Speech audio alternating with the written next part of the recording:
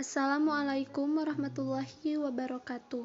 Kami dari kelompok 4 yang beranggotakan Alea Nur Alam, Eva Mardiana, dan Nisfia Rahmatunisa akan melaksanakan praktikum botani farmasi mengenai pengamatan tumbuhan tingkat tinggi Gymnospermae dan Angiospermae pada tumbuhan melinjo, bunga sepatu, dan alpukat.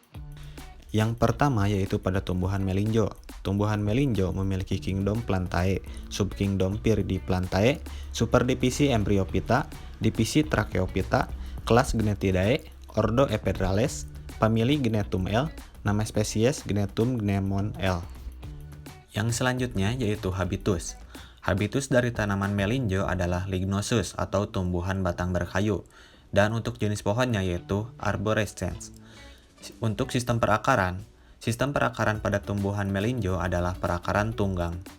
Yang selanjutnya yaitu batang. Macam batang pada tanaman melinjo adalah monopodial.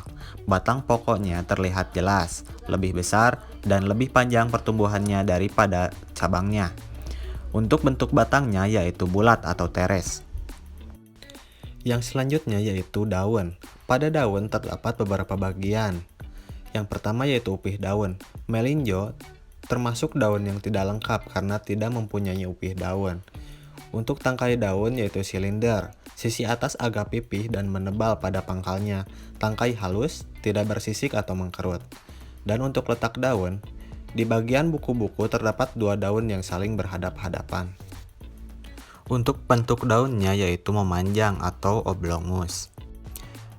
Dan untuk tulang daunnya yaitu termasuk pertulangan daun menyirip atau paninervis. Macam daunnya termasuk daun tunggal yang pada satu tangkai daun hanya terdapat satu helai daun saja.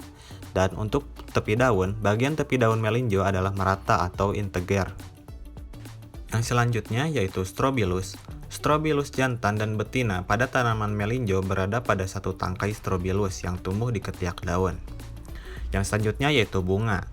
Tanaman melinjo tidak memproduksi bunga sejati, dan bunga pada tanaman melinjo adalah bunga tidak sempurna. Ketidaksempurnaan bunga pada tanaman ini dikarenakan bunga jantan atau benang sari dan bunga betina karang bulir terpisah sehingga proses penyerbukan tidak dapat dilakukan secara langsung. Yang selanjutnya yaitu buah dan biji.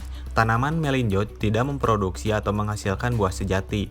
Buah pada tanaman ini dikenal sebagai biji melinjo yang terbungkus oleh kulit luar.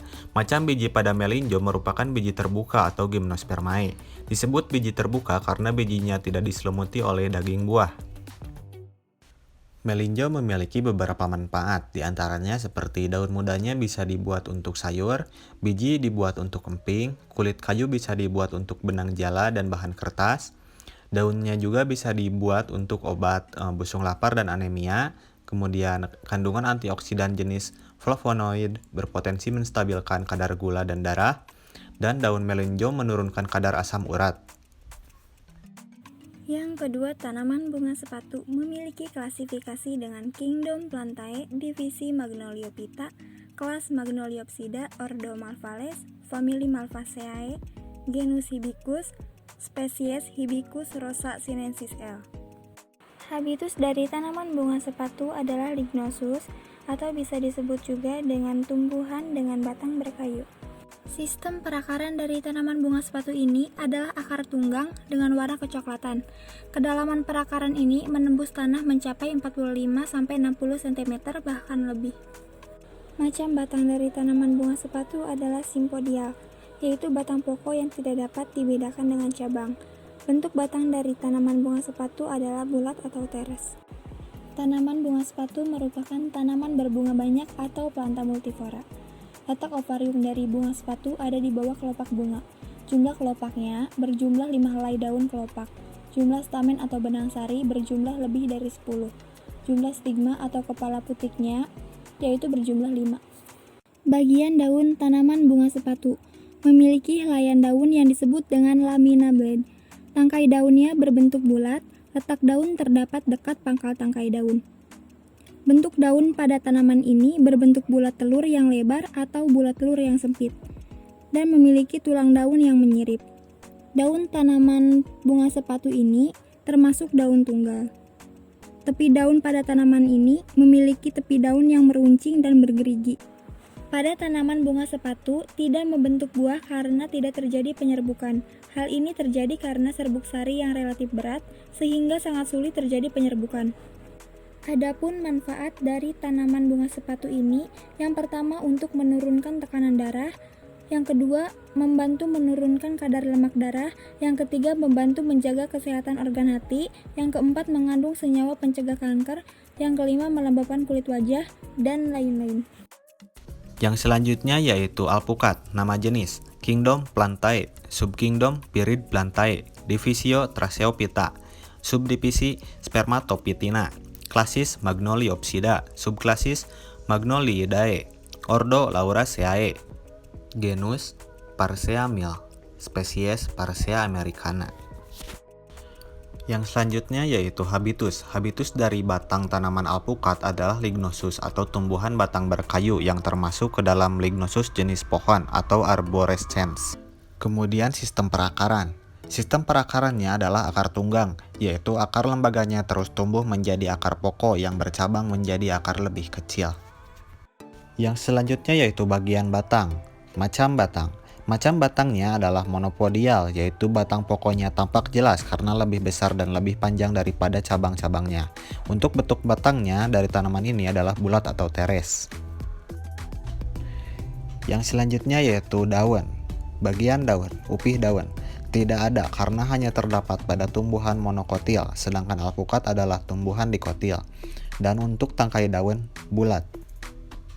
Yang selanjutnya yaitu letak daun dari tanaman ini adalah tersebar atau volas sparsa, dan bentuk daunnya jorong hingga bulat, telur atau opal.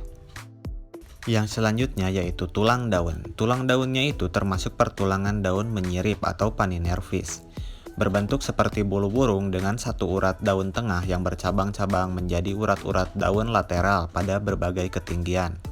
Dan untuk macam daunnya termasuk daun tunggal yang pada satu tangkai daun hanya terdapat satu helai daun saja. Untuk tepi daun, bagian tepi daun alpukat adalah merata atau integer dan terkadang agak menggulung ke atas. Yang selanjutnya yaitu bunga daun. Macam bunganya adalah perbungaan dengan tipe racemosa atau perbungaan tak terbatas. Hal ini karena ibu tangkainya tumbuh terus-menerus tanpa adanya batasan kecuali sudah mencapai stadium buah. Untuk tipe opariumnya adalah oparium superus atau hypogynous flower, yaitu letak opariumnya berada di atas kelopak bunga. Dan untuk jumlah kelopaknya kelipatan 4 atau 5. Yang selanjutnya yaitu jumlah stamen atau benang sari. Benang sari di dalam 3 benang sari dan di luar 6. Jumlah stigma atau kepala putik yaitu 1. Yang selanjutnya yaitu macam biji. Tanaman alpukat memiliki biji berkeping 2 atau dikotil dan merupakan biji tertutup atau angiospermae. Yang selanjutnya yaitu macam buah berdasar. Jumlah oparium. Buah alpukat termasuk ke dalam buah tunggal, yaitu dalam satu bunga terdapat satu tempat tumbuh. Untuk bagian tempat tumbuh termasuk ke dalam buah sejati, yaitu buah hanya dapat tumbuh dari satu oparium saja karena termasuk ke dalam buah sejati tunggal. Kadar air yang terkandung termasuk ke dalam buah berdaging, tidak memecah, berbiji satu. Manfaat dari buah alpukat. Buah alpukat bermanfaat menjaga berat badan karena mengandung karbohidrat dan serat dan memiliki peran penting untuk kesehatan mata. Sekian yang bisa kelompok kami jelaskan, mohon maaf bila ada kesalahan. Terima kasih atas perhatiannya. Wassalamualaikum warahmatullahi wabarakatuh.